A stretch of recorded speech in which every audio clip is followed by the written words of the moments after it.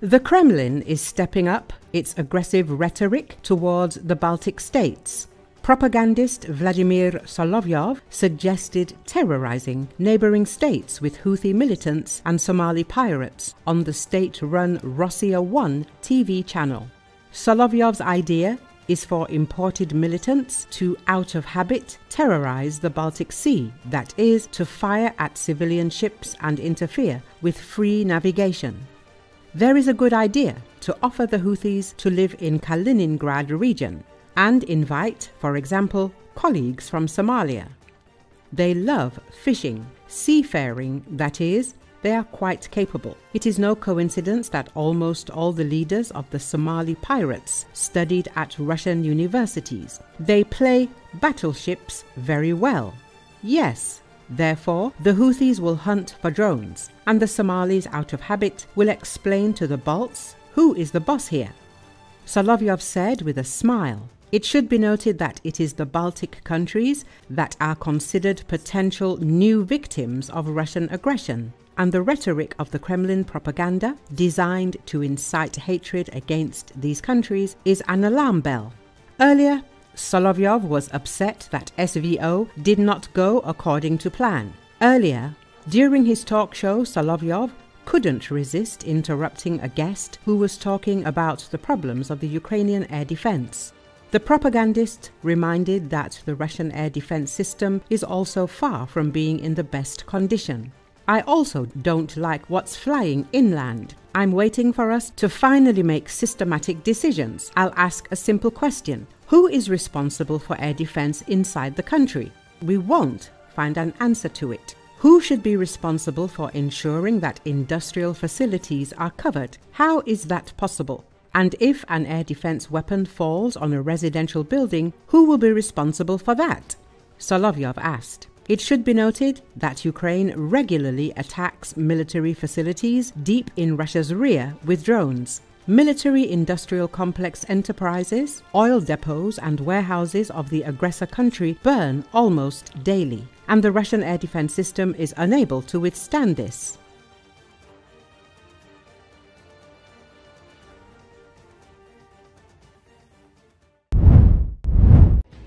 A large movement of military equipment of the occupiers through Mariupol was recorded. Military equipment was transferred along the Rostov-Novozovsk-Mariupol-Polagovsky line. Petr Andriashenko, ex-councillor of the mayor of Mariupol, shared this news on his social network page. In total, according to him, 7 platforms with armored vehicles were transferred, on which tanks were also spotted. He also counted about 40 trucks with enemy manpower and ammunition. Another column moved out from the Crimea, along the Mariupol-Novozovsk-Taganrog/Rostov line. There were 20 trucks with manpower and about 5 tractors with armored vehicles of the BIP/BMD type. Andriashenko does not rule out that the enemy will attempt to carry out assault operations in the Orakovo and Guliapol area in the near future.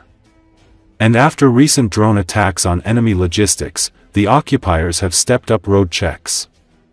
The most thorough inspection is in the Melitopol area at the fork in the direction of Crimea and in the Primorsk area in the direction of Berdyansk. At the same time, counterpartisan activities are being carried out throughout the Mariupol region. Earlier, media reported that the Kremlin is throwing a lot of infantry into battle in Donbass in order to break through the defense of the Ukrainian armed forces. According to the source, the picture around the settlements of Alexiivka and Bogodar is still unclear. At the same time, the enemy is pressing in the area of Komar, Zvezda, and on a large section of Shevchenko, Svobodno Pole, Novosayolka. Analysts complain that commanders on the ground are sending false reports to their superiors. They are reporting on holding positions that are already practically overrun by the enemy. Experts said the next map update on this section of the front would be disappointing. Moreover, the day before it was announced that the Ukrainian armed forces had stopped the advance of the enemy army in the Sumy region. Experts say that in the summer the enemy will pay special attention to Donbass in order to reach the borders of Luhansk and Donetsk regions.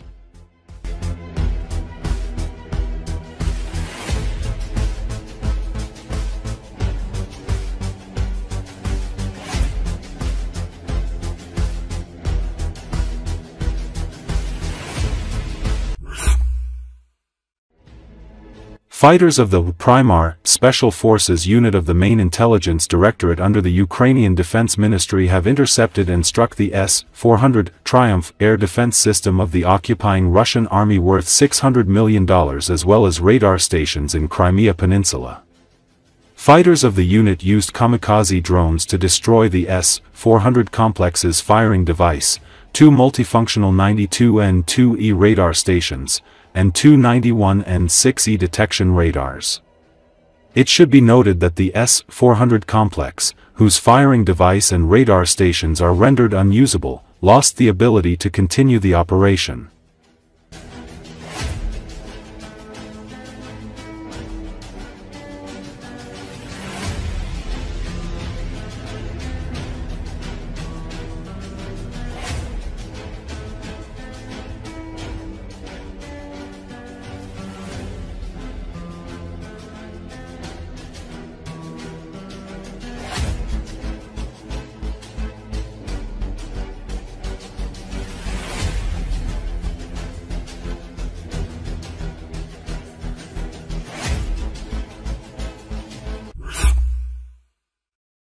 Prisoners of war were welcomed back in Ukraine as part of a swap with Russia and were greeted by waiting relatives. According to Associated Press, amid the hostilities, the two sides have continued swaps of prisoners of war agreed on during recent talks between their delegations in Istanbul. Russia's defense ministry and Ukrainian authorities said another exchange took place on Thursday. Ukraine's coordination headquarters for POWs said the swap included injured soldiers and those with health conditions. The youngest is 24 and the oldest is 62, it said, adding that more exchanges are expected soon. Earlier in the day, Russia's defense ministry confirmed Thursday that a group of prisoners of war had been returned under an agreement laid out by Russian and Ukrainian negotiators in Istanbul.